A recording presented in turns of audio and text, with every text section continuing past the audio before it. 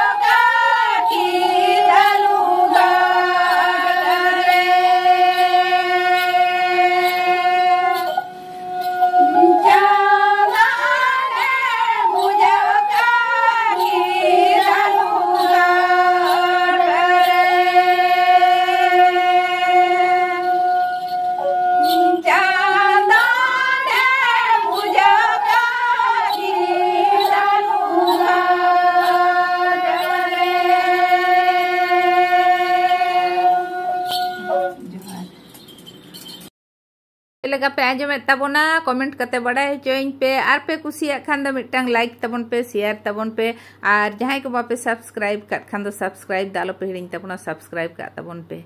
मा तबे जोहार।